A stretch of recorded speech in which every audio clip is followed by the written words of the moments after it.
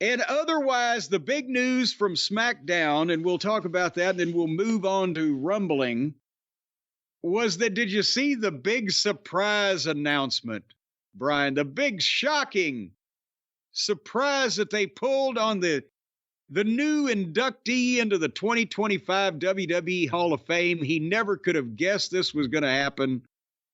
Triple H, going to be inducted in the Hall of Fame. They stunned him with it. Michaels was there. They were at the WWE headquarters. They showed the tape.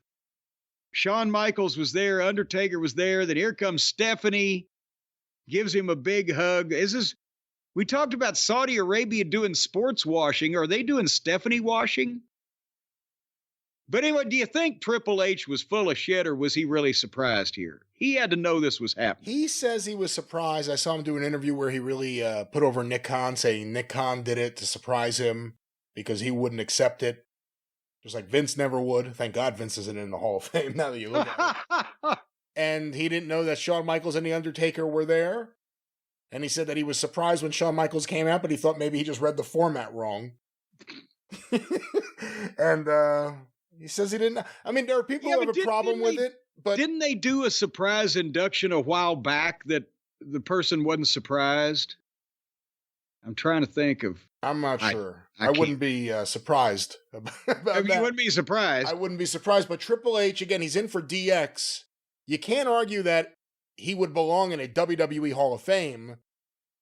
Do you have a problem with it? And do you have a problem with it at all, or what do you think? No, I don't have a problem because he was a big name as a headliner. Just, the double inductions in anybody's Hall of Fame, I think, are starting to get a little carried away because, to me, you ought to be in the Hall of Fame as a person for a thing, for the cumulative. I'm trying to say this properly. As a person for the cumulative career you had in the field that the Hall of Fame represents. I don't know. Ray Stevens should be in the Hall of Fame as himself, with Nick Bockwinkel, with Pat Patterson. I mean, how many times, when you can put somebody in wrestling that's done different things, do you put Babe Ruth in the Hall of Fame twice in baseball because he played for New York and Boston? See, you didn't think I knew that, did you? Well, he played as one player, though. You don't put teams in the Hall of Fame, you put players. So it's the total of your career. Now, if he was a commentator, he can go into the Hall of Fame. It's a different wing as a baseball announcer. They're in Hall of Fame too, but no one considers them, in the main body of the Hall of Fame. But they should. So the point is, though, that you can't go in as a player on one team and another team. So why would a wrestler go in as a member of one team and as a member of another team, or as an individual when he's already in with part of the team? Because there are members of the team that wouldn't be Hall of Famers without the team. And then there are members of the team that would be Hall of Famers without the team. But do the people that in baseball that are not Hall of Famers without the team get into the Hall of Fame?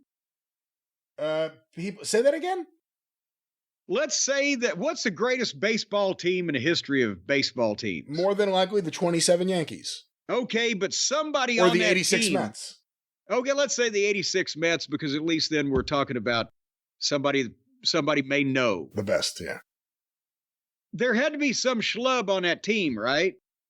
They weren't all, on their own, deserving of being in the Hall of Fame.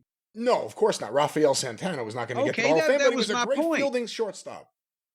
So if Triple H technically is already in the Hall of Fame because he's a member of DX and they inducted DX, if they wanted to get the biggest bang for their buck, they would induct Triple H as the single world champion, multi-time individual major star that he became later on. And Shawn Michaels was a member of DX at one point, but should be in for his own merits. And he is. But then that might leave Road Dogg and Billy. That's my point. Twisted in the wind. Road Dogg and Billy would not. Well, again, WWE Hall of Fame, anyone can get in, but you wouldn't think of them as classic Hall of Famers. But with DX as a unit together and all those T-shirts they sold, that's Hall of Fame T-shirt sales. Okay, but now again, I'm not complaining about anybody being in the Hall of Fame, much less Triple H. But twice is too much. Twice for anybody is too much. It's they're just getting another ceremony out of it, which is the whole idea, but because they ain't making any more legends these days. There are although there may be a few on this crop that we've got here lately. Ric Flair was inducted twice as an individual and as a member of the Four Horsemen. That's what I'm saying. Hulk Hogan, inducted twice, although he says 7 times. No, inducted twice in 2005 as a single and again in 2020, booed as a member of the NWO. Shawn Michaels in 2011 as a singles wrestler, 2019 with DX. Booker T, inducted twice, once with Harlem Heat. Bret Hart, inducted twice, once with the Hart Foundation. Hall and Nash, individually, or as Diesel and Razor Ramon, I think, or at least Razor Ramon, and I think he went in as Kevin Nash, and as the NWO. Sean Waltman, he may be the first 3-time inductee. What? Not yet, but he's in there as DX and the New World Order. But you got to put the 1-2-3 Kid in. If this is the standard you're going for, 1-2-3 Kid has to be in as his own person. And finally, Barry Windham. One would think 1-2-3 Kid would pass the Coco Beware bar. Barry Windham inducted twice as a member of the Four Horsemen and for the USA Express. Well, they're double dipping. But yeah, the point is, I don't know what to believe anymore. It would be heartwarming if they surprised Triple H, but I have to think that,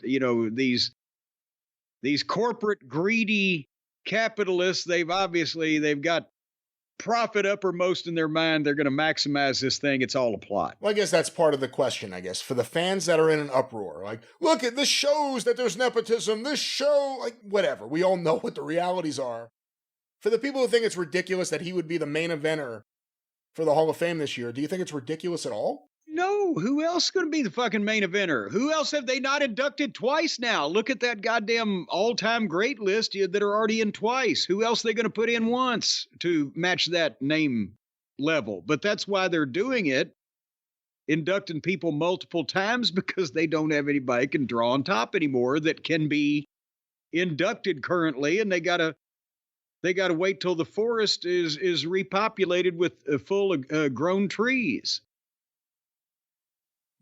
Well, that tree will be inducted. It might be time for you and me, Brian. Shake the leaves? No, we'll be inducted as the I'm not going. The legendary podcast that we are. You can go for both of us. Well, I thought you'd go because you're closer. No, I would not give WWE my content. They would then own the rights to my speech. I wouldn't give them. I'm just thinking they could give us a plaque and we'd go on about our way. I got plenty of plaque. I went to the dentist the other day. Oh, God. Oh, my God. I need a drum now. Oh, I got to get a drum in here now. That's what I got to do. Hold on. Wait a minute. Hold on.